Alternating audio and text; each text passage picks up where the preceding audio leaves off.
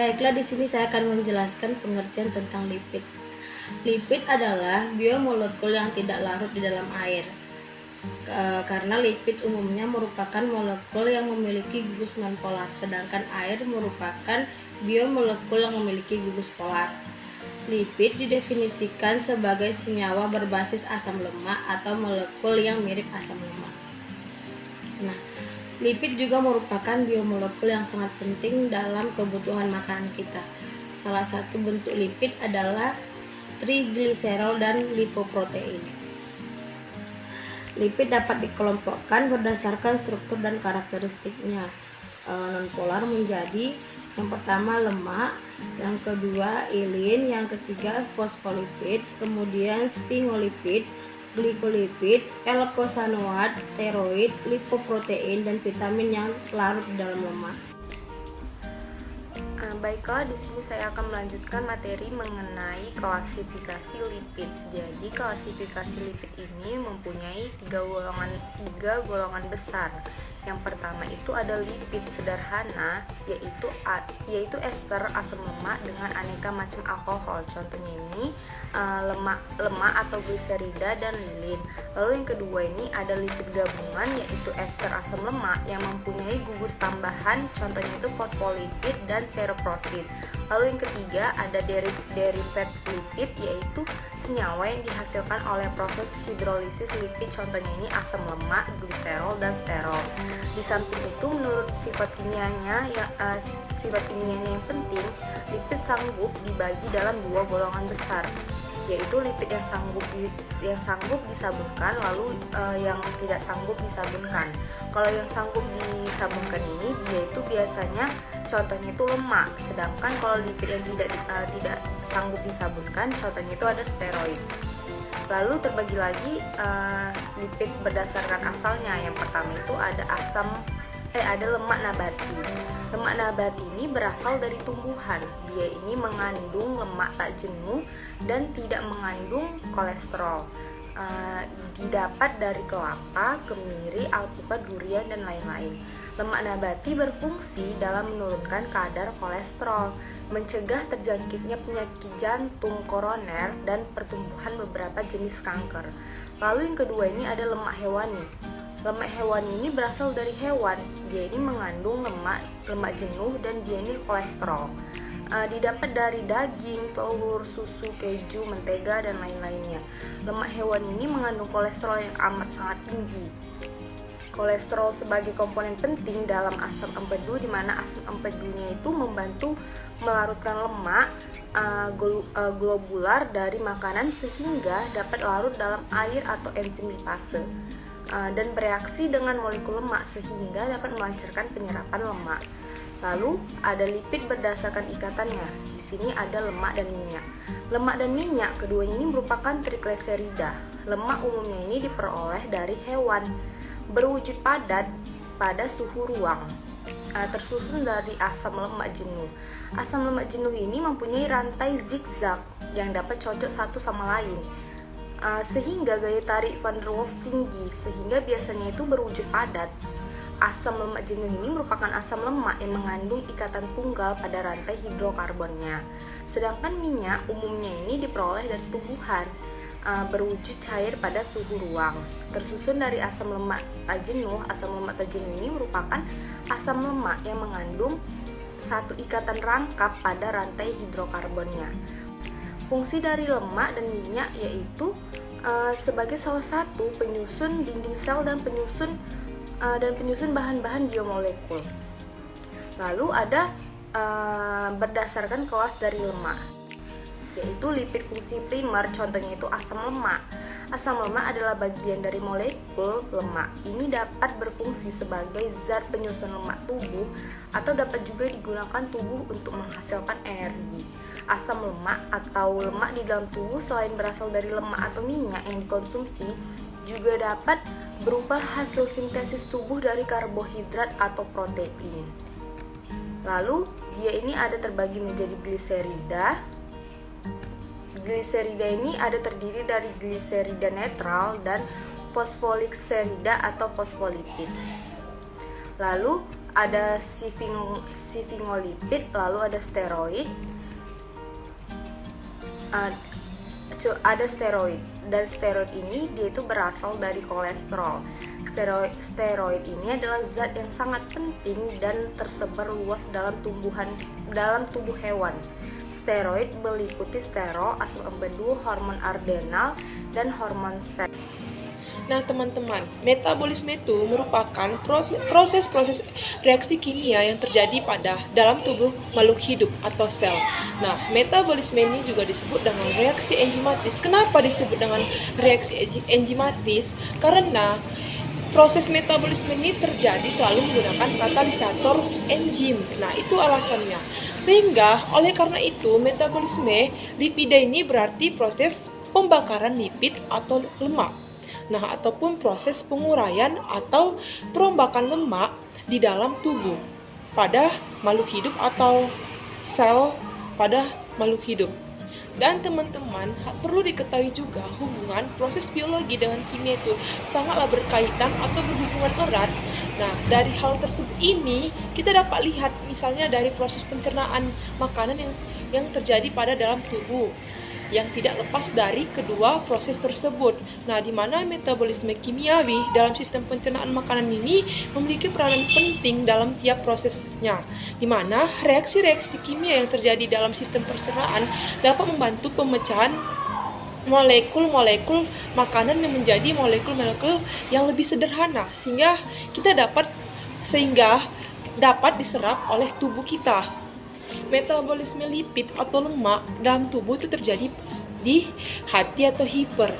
Nah, dilakukan oleh lipase yang terdapat pada getah usus atau getah pankreas dengan pH optimalnya itu 7,5 hingga 8. Nah, lipid yang kita peroleh sebagai sumber utama yaitu dari lipid netral, yaitu trigliserida atau ester antara gliserol dengan 3 asam lemak.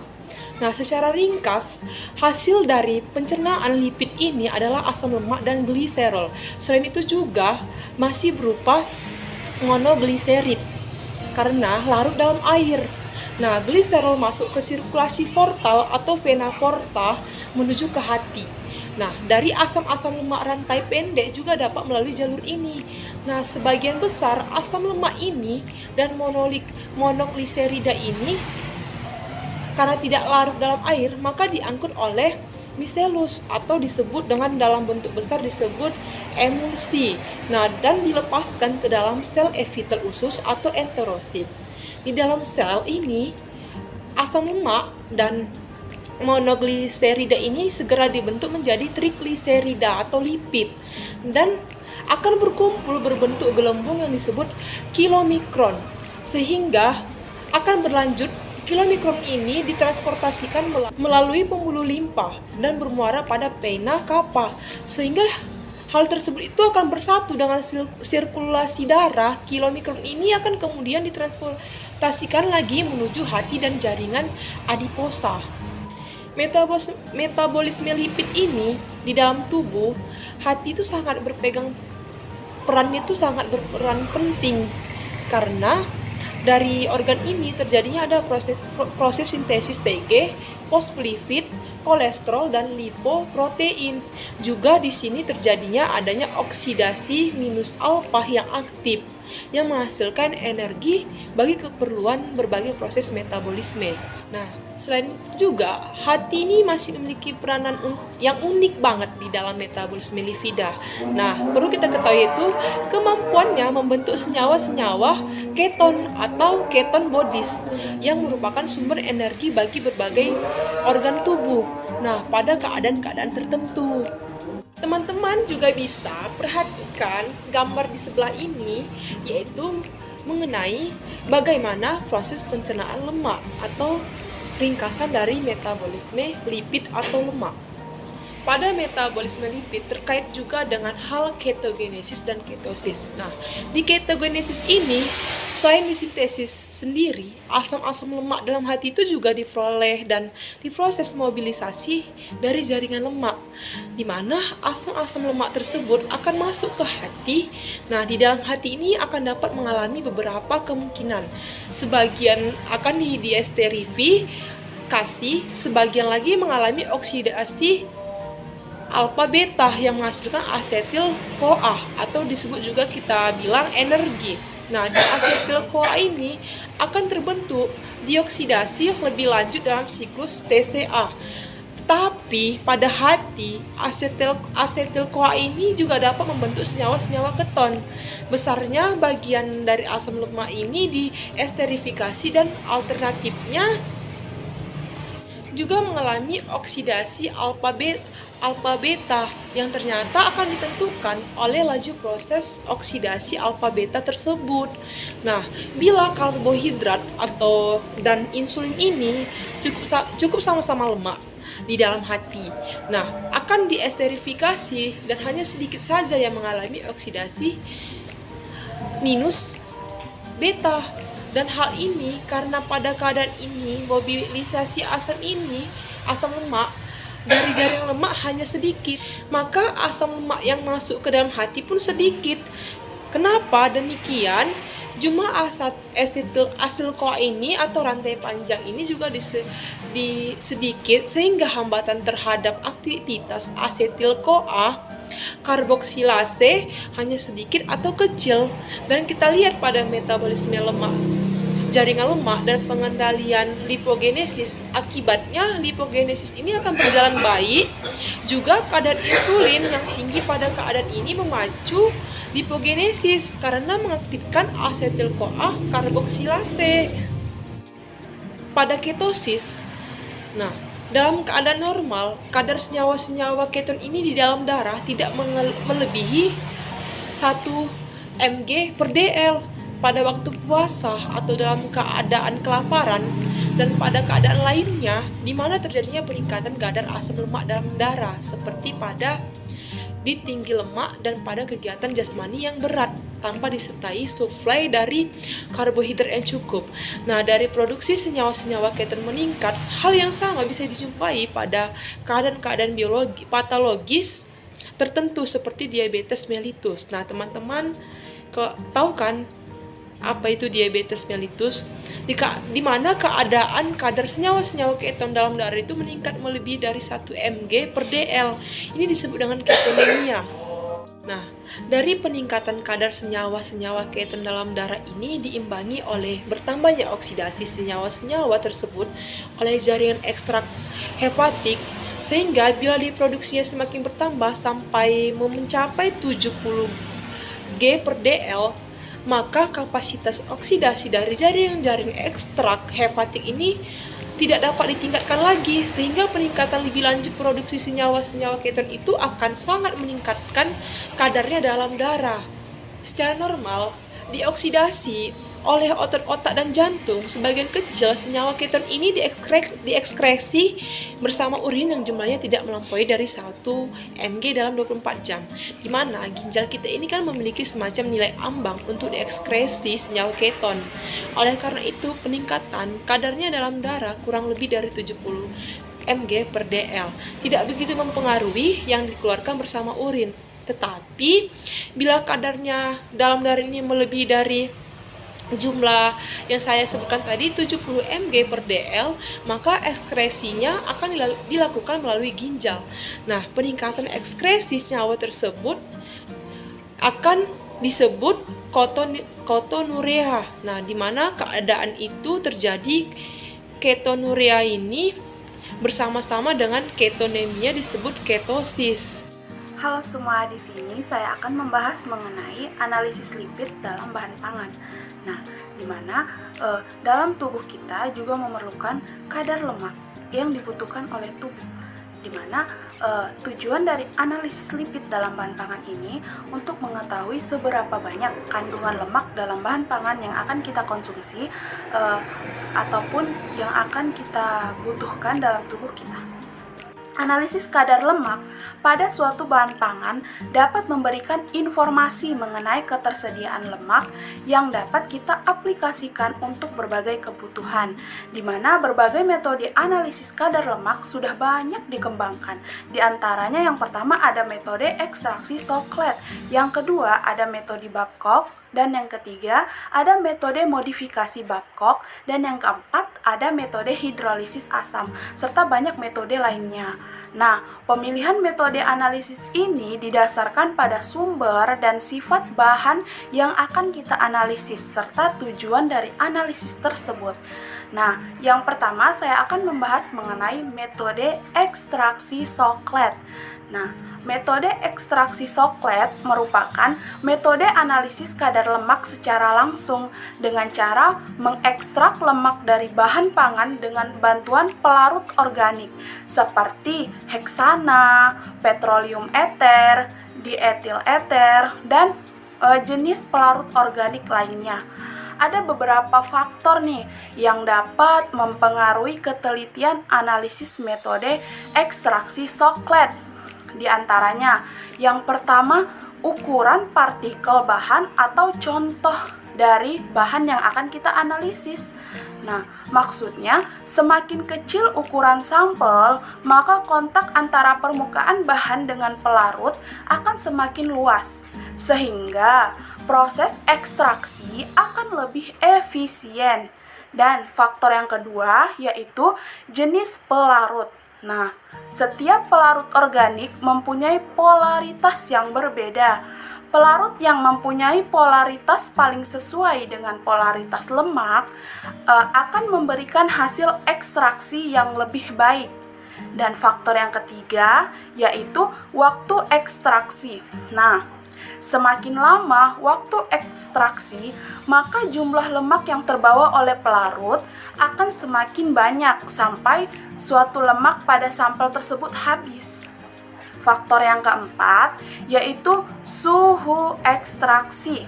Nah, semakin tinggi suhu, maka proses ekstraksi akan semakin cepat. Tetapi pada ekstraksi Soklet ini, suhu yang digunakan harus sesuai dengan titik didih pelarut yang digunakan. Mengapa dikatakan demikian ya? Karena penggunaan suhu yang lebih rendah dari titik didih pelarut akan menyebabkan ekstraksi berjalan dengan lambat dan kurang efisien. Sedangkan jika penggunaan suhu yang lebih tinggi dari titik didih pelarut dapat menyebabkan ekstraksi tidak terkendali dan bisa menimbulkan resiko ledakan atau terbakar. Selanjutnya, analisis Soklet dapat diaplikasikan untuk hampir semua bahan pangan. Nah, untuk bahan pangan yang tidak banyak mengandung air atau seperti tepung contohnya atau produk lainnya yang tidak banyak mengandung air atau bersifat kering, maka bahan tersebut dapat langsung dianalisis melalui analisis Soklet ini. Sedangkan jika bahan pangan yang akan kita analisis tersebut berbentuk utuh atau banyak mengandung air seperti contohnya daging atau ikan segar lainnya, sebelum dianalisis, di mana bahan tersebut harus dihidrolisis dengan asam, kemudian dikeringkan untuk memudahkan lemak keluar dari jaringannya. Nah, jadi sesuai ya dengan bahan pangan yang akan kita analisis. Selanjutnya, adapun prinsip kerja dari metode ekstraksi Soklet ini yaitu lemak diekstrak menggunakan pelarut dietil eter atau pelarut lemak lainnya atau pelarut organik lainnya.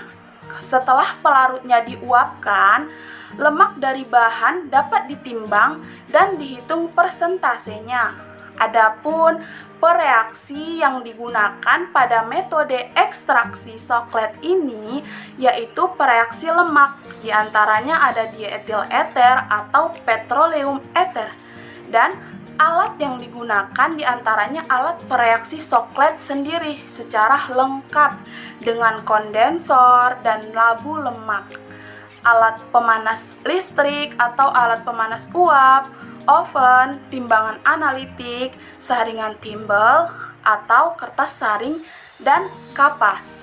Nah, perhitungan metode ekstraksi Soklet ini dapat dihitung dengan rumus kadar lemak dalam hitungan persentasi sama dengan berat lemak dalam hitungan gram dikali 100% dibagi dengan berat sampel dalam hitungan gram.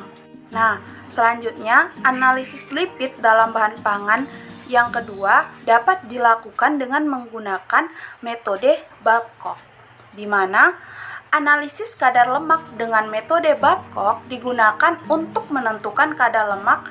Contoh sampelnya yaitu cair ataupun pasta, di mana metode ini sering digunakan untuk menentukan kadar lemak pada susu segar.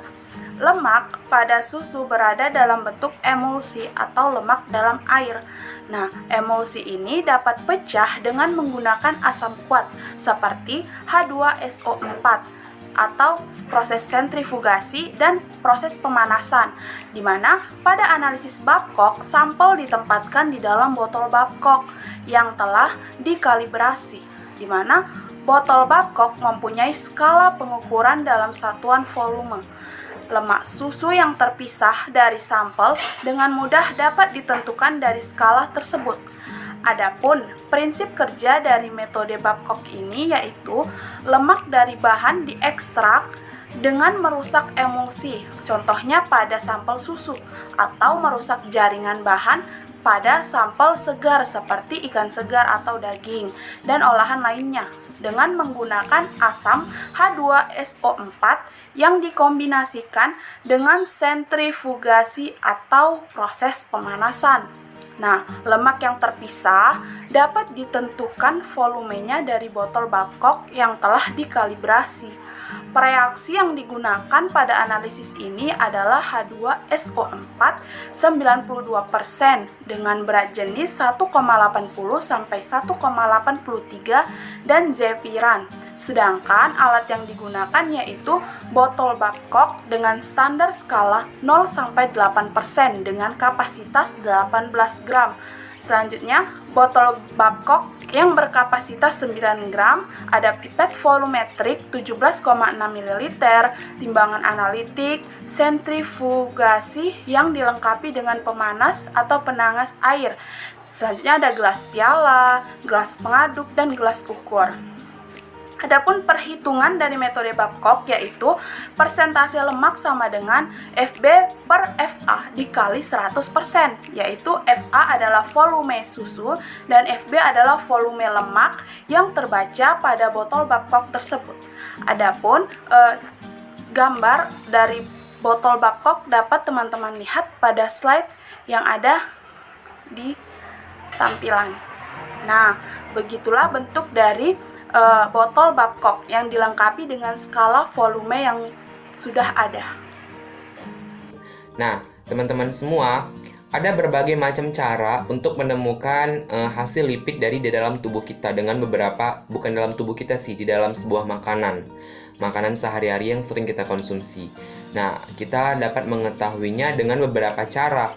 Nah, di sini saya akan membahas mengenai cara yang pertama, yaitu dengan cara metode modifikasi Babcock, di mana metode ini digunakan untuk pendapatan kadar lemak secara cepat untuk bahan-bahan ikan segar, ikan olahan, dan cocok sebagai screening test.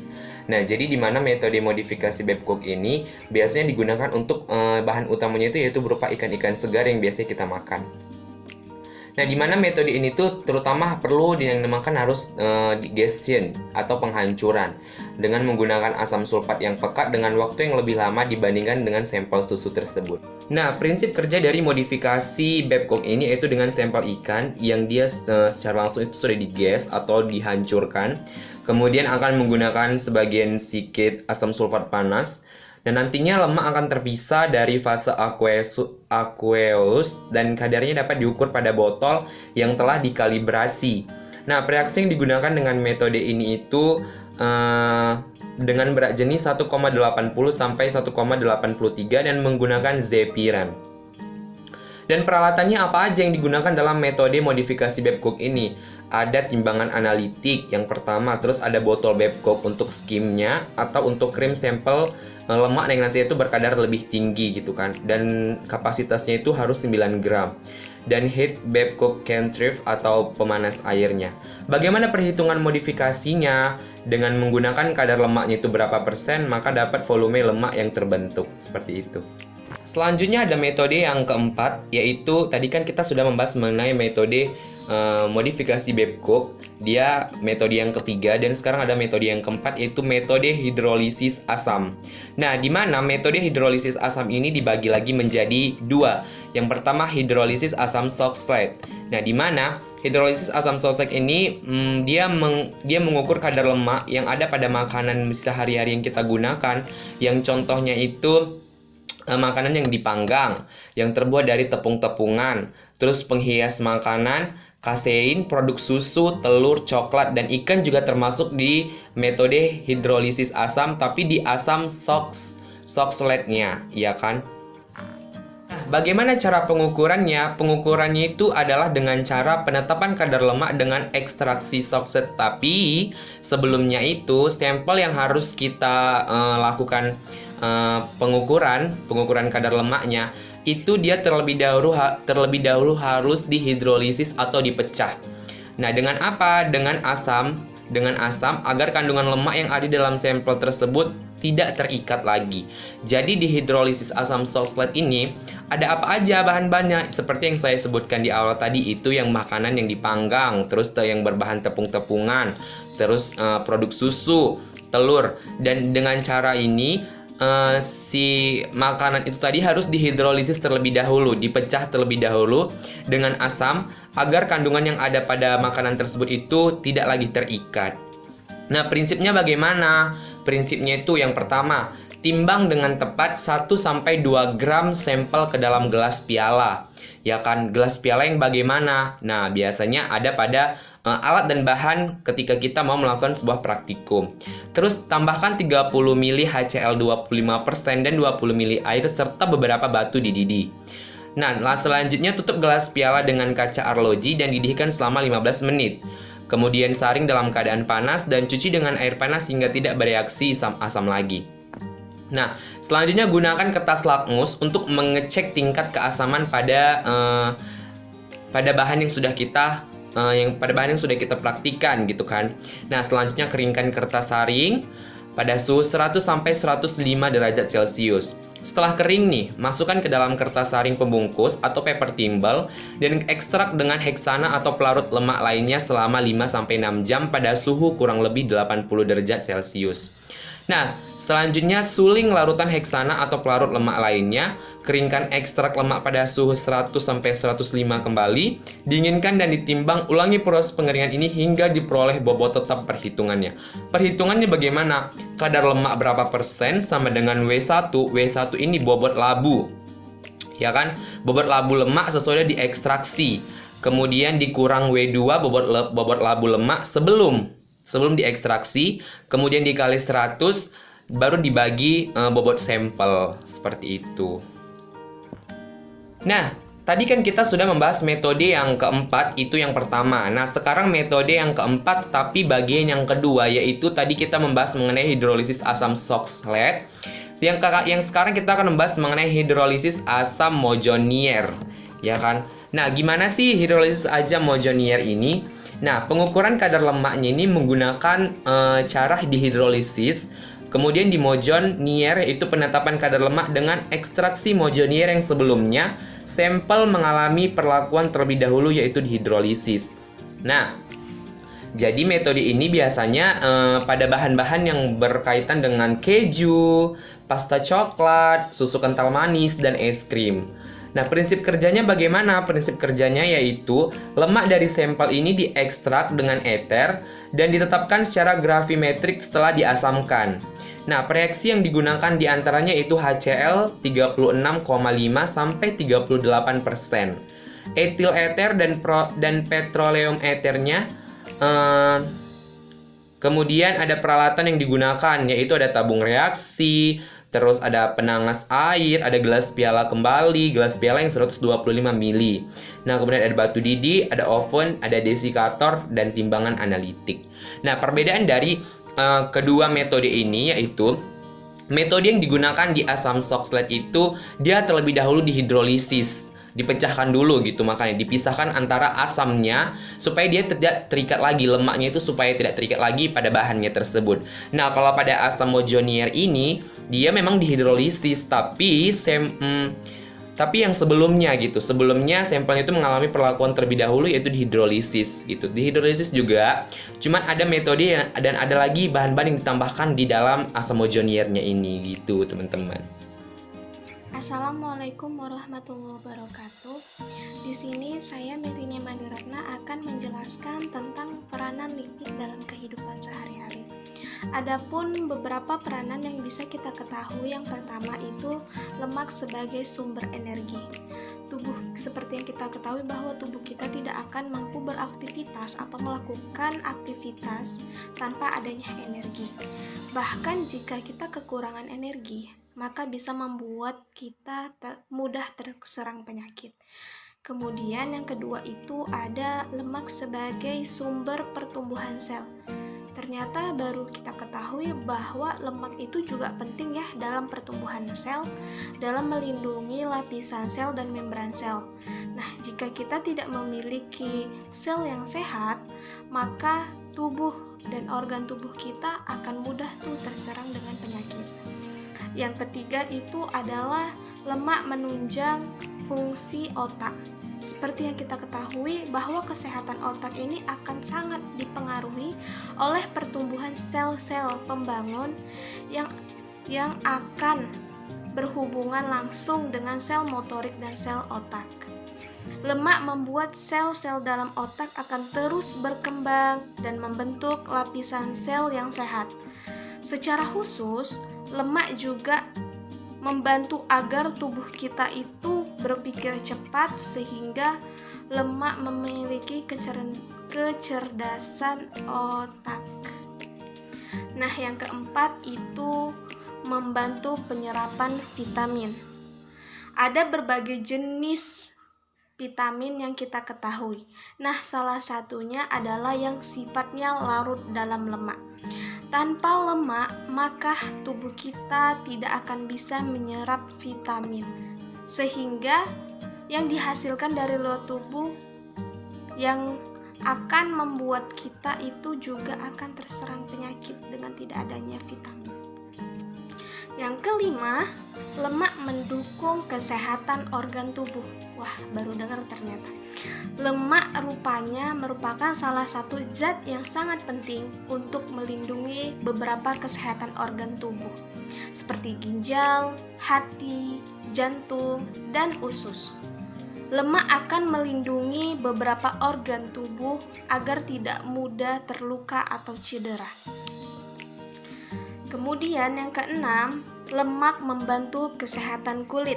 Penting untuk diketahui bahwa lemak memiliki peran yang sangat penting untuk menjaga kesehatan kulit.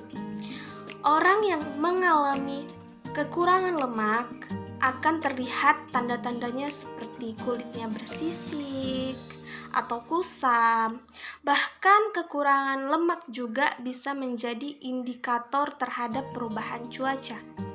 Yang ketujuh, mengontrol berat badan. Nah, biasanya yang kita ketahui bahwa kalau lemak ini akan menambah berat badan kita. Ternyata kita salah, bahwa lemak ini ternyata bisa mengontrol berat badan.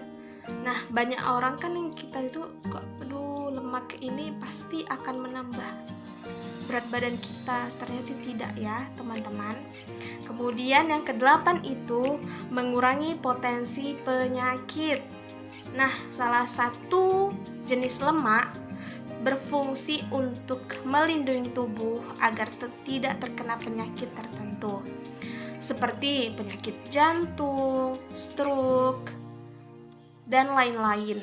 Nah, lemak ini juga sangat bermanfaat untuk menjaga kesehatan jantung, mendukung perkembangan otak seperti yang saya bilang tadi, dan melindungi dari penyakit pembekuan darah. Yang kesembilan, ternyata lemak dapat meningkatkan kesuburan. Kenapa seperti itu? Lemak ternyata memiliki peran untuk kesuburan, di mana wanita atau remaja yang masuk dalam usia subur bisa mendapatkan siklus menstruasi yang teratur daripada wanita yang memiliki atau mengalami kekurangan lemak. Dan yang terakhir, yang ke-10, menunjang produksi hormon. Lemak memiliki peran menjaga produktivitas hormon sehingga membantu menjaga kesehatan tubuh. Kekurangan lemak dapat menurunkan produksi hormon sehingga tubuh akan tidak mudah berkembang dan perkembangan tubuh itu tidak sesuai dengan usianya. Assalamualaikum warahmatullahi wabarakatuh. Saya Rani. Saya akan menjelaskan bagian mengenai integrasi ayat Al-Quran mengenai lipid. Nah, lipid adalah senyawa organik yang tidak larut di dalam air. Nah, yang dapat diekstrak dari sel dan jaringan dengan pelarut nonpolar. Nah, jenis lipid yang paling banyak yaitu lemak. Nah, lemak yang merupakan cadangan bahan bakar utama atau energi kimia simpanan bagi hampir semua organisme. Nah, di dalam mengonsumsi makanan yang mengandung lemak, khususnya lemak jenuh secara berlebihan, terbukti tidak baik bagi kesehatan tubuh. Nah, karena apa? Karena akan mengakibatkan timbunan asam lemak pada dinding saluran darah. Nah, keadaan ini dapat mengakibatkan penyakit aterosklerosis, yaitu penyakit yang ditandai oleh penebalan dan pergeseran dindingan pembuluh darah sehingga aliran darah akan terhambat dan dapat menimbulkan tekanan darah tinggi, serangan jantung atau stroke. Allah berfirman dalam Al-Quran surah Al-A'raf ayat 31 yang artinya, "Hai anak Adam, pakailah pakaianmu yang indah setiap memasuki masjid. Makan dan minumlah dan janganlah berlebih-lebihan. Nah, sesungguhnya Allah tidak menyukai orang-orang yang berlebihan."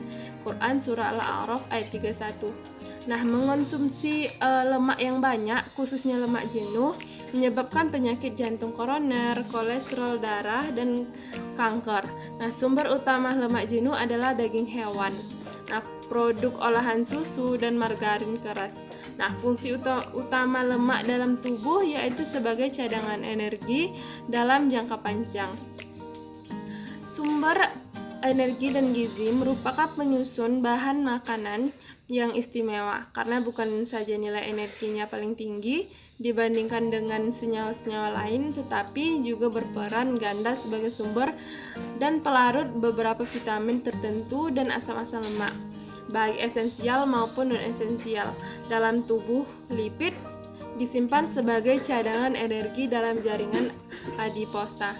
Nah, mungkin itu saja yang dapat saya sampaikan. Saya akhiri. Wallahul muwaffiq ila aqwamit thoriq. Wassalamualaikum warahmatullahi wabarakatuh.